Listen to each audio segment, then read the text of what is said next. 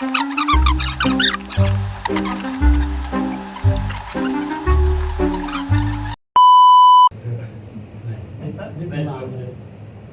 sejahtera dan selamat datang, dan terima kasih juga diucapkan kepada Tuan Melvin karena sudah meluangkan masa untuk sesi Tumurama ini. Jadi tujuan Tumurama ini dilakukan adalah untuk membincangkan tentang isu-isu dan elemen-elemen yang berkaitan ataupun mencabar penghayatan nilai-nilai murni. Jadi sebelum itu, izinkan saya dari rekan-rekan untuk memperkenalkan diri. Saya David Ivan Narubi dari D4. Saya Akin Naruda dari D4. Saya Bertaji sendiri dari D4. Saya Julius dari DOL 3. Oke. Soalan yang pertama, yang kita tahu, saya merupakan seorang pensyarah di IKN dulu, dan saya yakin saya sudah lama mengajar di sini. Jadi soalan saya, bagaimanakah saya menunjukkan nilai tanggung jawab dalam melakukan tugas sebagai lecturer? Kalau untuk saya kan? Ya. Nilai tanggung jawab sebagai seorang lecturer, saya rasa saya masuk pada waktu yang tepat dan mengajar untuk kelas. Dan nanti kalau macam di 4 ataupun SMP, dia orang pernah macam David, dia pernah kelas dengan saya. Saya paling tak suka orang masuk lewat. Okay, situ kita dapat menerapkan nilai-nilai bertanggung jawab lah bagi saya lah. Okay, bertanggung jawab sebagai seorang pelajar dan bertanggung jawab sebagai seorang lecturer. Oke, terima kasih Zah. Oke, soalan yang seterusnya, bagaimanakah bagi pendapat saya, bagaimana dengan orang yang menipu untuk mencapai kejayaannya? Contoh macam meniru di dalam peperiksaan untuk mendapatkan result yang bagus. Menipu di dalam itu adalah sesuatu yang tidak amanah lah. Okay. Kita nak buat kerja, kenalah buat dengan secara jujur lah. Jangan buat kerja, jangan buat sesuatu dengan cara yang mudah. Okay. Kita kena ada usaha.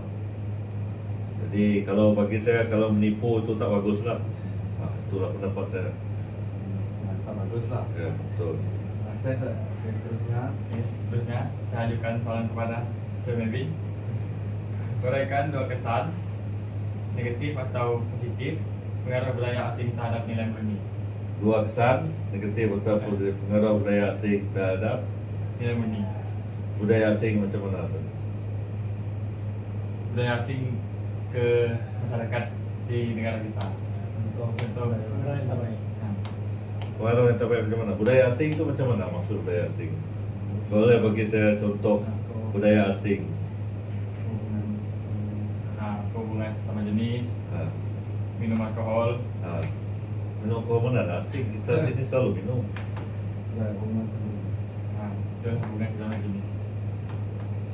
Pesan Pesan kepada kita, kepada kepada masyarakat. Saya agak kurang pastilah pasal apa nama tadi? Asing. Apa nama asing? tu? Budaya asing. Budaya asing.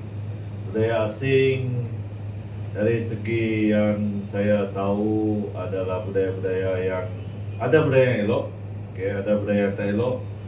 Budaya yang elok jangan kita ikutlah. Budaya yang tak elok simple, okay, sebab kita semua dah besar. Okay, kita tahu mana yang baik, mana yang buruk. Okay, contohnya budaya itu tak elok, janganlah kita ikut. Kalau budaya itu tak elok, kita ikut. Okay, jadi kesan dia dua kesan, banyak betul kesan.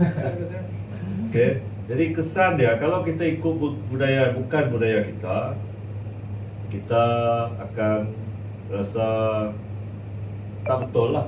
Okay, sebab dia bukan budaya kita. Benda tu kita rasa tak bagus untuk kita lah. Okay, tapi mungkin bagus untuk orang. Okay, dia bergantung dengan orang lah. Macam contoh yang aku cakap, hubungan sejenis, mana ada orang buat. Okay, ke mana-mana tempat pun tak ada. Agama pun melarang untuk buat hubungan. Jangan buat lah. Okay, kita diberi akal fikiran yang waras. Jangan ikutlah budaya-budaya asing. Okay, jadi kesan dia saya tak tahulah kesan dia. Mungkin kamu boleh tanya lecturer moral kamu lah kesan budaya asing. Okay, saya tak tahu sebab budaya kita dah bercampur-campur dah sekarang ni. tak ada yang asing sangat lah. Mau cakap pasal minum, orang Sarawak dari dulu, dari awal-awal dulu dah minum dah. Betul ke tidak? Betul. Itu bukan budaya asing. Saya tak tahu apa budaya LGBT itu memang itu budaya asing. Tapi kita dah tahu lah dari mana datangnya budaya itu. Mungkin dari dulu juga. Itulah kesannya tak bagus lah kalau kita ambil yang buruk memang tak bagus. Kalau kita ambil budaya yang bagus saja dia. Pandai-pandai lah tapi. Betul? Betul. Okay. Jangan tanya soalan 2-3. Seterusnya, bincangkan cabaran utama dalam mengamalkan nilai murni dalam dunia modern. Cabaran Sekarang, utama. Cabaran utama. Cabaran utama dalam mengamalkan nilai murni adalah penerimaan masyarakat ataupun penerimaan generasi-generasi baru. Okay, kebanyakan generasi baru sekarang macam kita tengok, kalau orang cakap kamu adalah batch yang paling teruk yang pernah saya ajar, pernah dengar? Kalau dia benda itu daripada batch saya dulu, dia akan setiap tahun dia akan paling teruk, makin teruk. Itu adalah cabarannya. Itu adalah cabaran kepada setiap generasi. Jadi nilai murni itu susah nak diterapkan kepada setiap generasi. Jangan lagi sekarang semua benda ada open dan semua kita boleh tengok. Itu adalah cabaran dia. Jadi apa yang kita boleh buat adalah didik dari awal. Didik dari awal. Contoh, salah satu contoh dia, kalau kamu suatu hari nanti masa kamu dah besar, kalau kamu minum alkohol, merokok, jangan merokok depan anak kamu, nanti dia ikut. Macam itulah salah satu contoh dia. Betul ke tidak? Kalau mak bapak kamu minum, kamu pun turun nak minum kan? Kalau mak bapak kamu buat benda buruk, mesti anak dia ikut benda sekali yang buat buruk kan? Betul ke tidak? Betul tidak? Jadi kalau dapat terapkan daripada kecil biar dia tak nampak. Faham? Kamu lagi? Soalan saya adalah, sejak hari ini terdapat banyak penipuan dalam talian, termasuk sken kewangan. Dari segi moral, apakah faktor yang mendorong individu melakukan perkara tersebut? Sebab dia nak kaya cepat. Betul lah.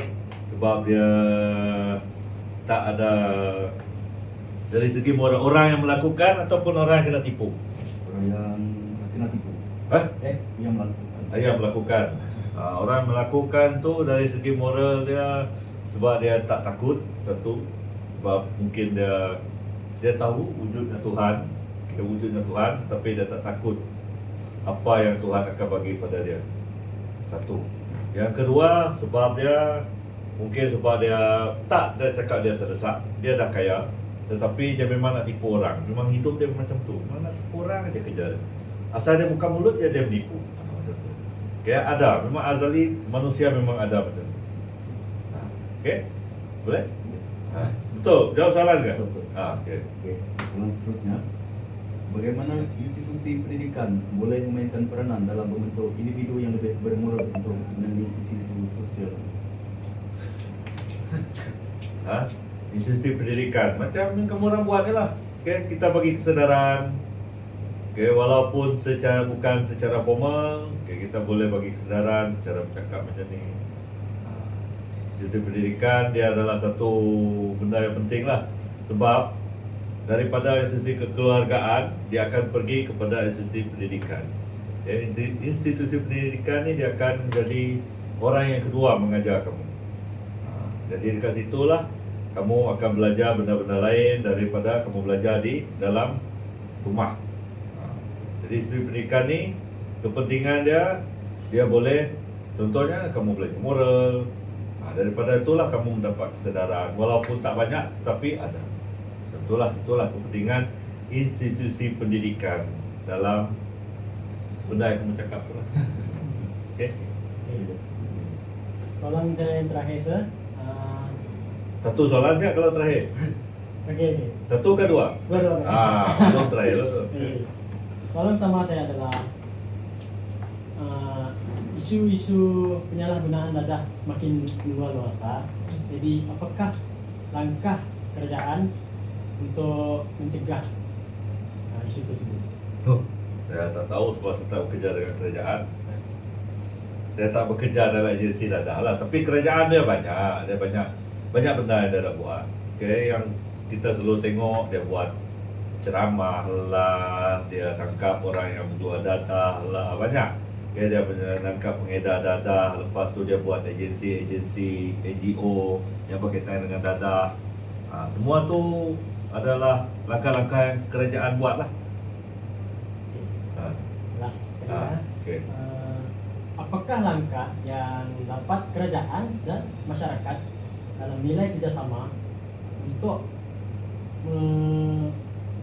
mengajar masyarakat ataupun generasi yang muda zaman sekarang untuk tidak menyalahgunakan dadah? Ini masyarakat dengan Kerajaan untuk Kerajaan. membantu generasi Senang. Okay, untuk bekerja sama kan tak semestinya dia buat ceramah tu benda-benda tu dah lapuk lah. Kalau dia buat ceramah pun tak ada orang datang. Okay, dia ceramah pun bukan orang yang makan dadah tu, dia buat ceramah kan. Yang paling pentingnya masyarakat dia harus peka. Kalau dia tengok orang tu ambil dadah, janganlah dia tengok saja. Report lah, pergi kepada polis ke, kepada AEDK ke. Biar AEDK datang, ambil saringan. Lepas tu kalau ada orang dia dapati positif dadah, AEDK tu tangkap lah. Tentulah, itulah kerjasama yang boleh dibuat kan.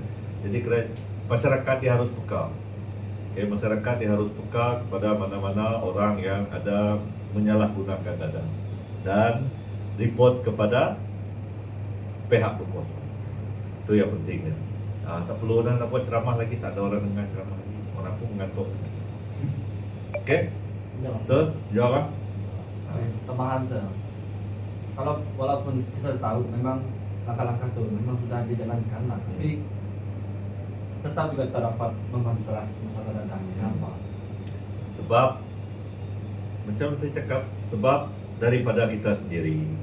Semua itu bergantung kepada kita sendiri.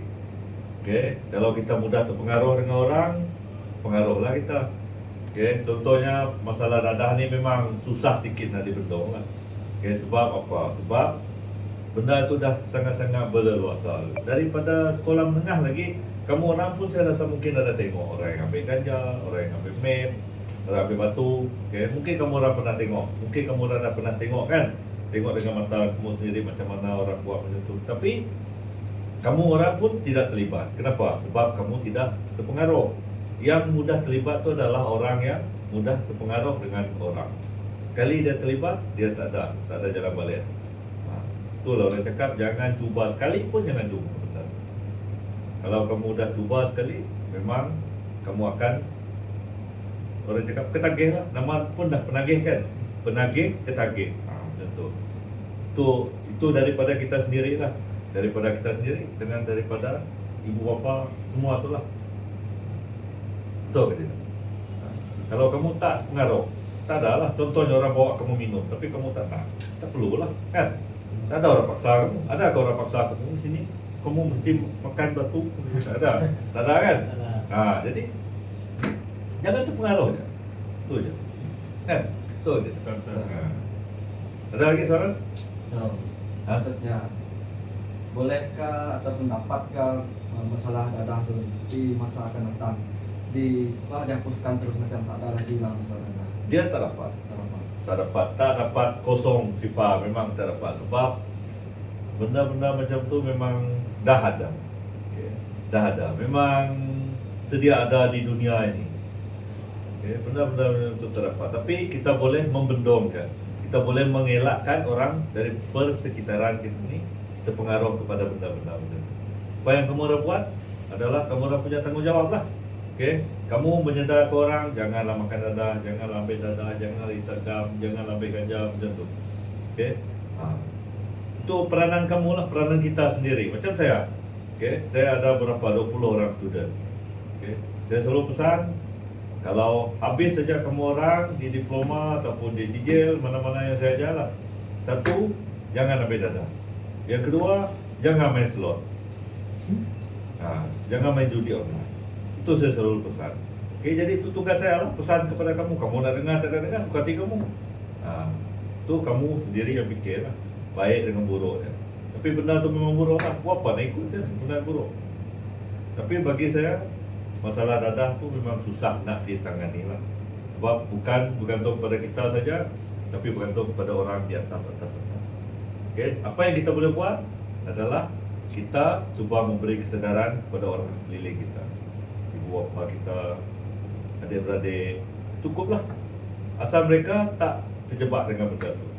Masyarakat di sekeliling kita, jiran-jiran, kalau kamu tengok, janganlah kamu tengok dia ambil dadah, kamu tegur, hoi salah, jangan, tak perlu lah.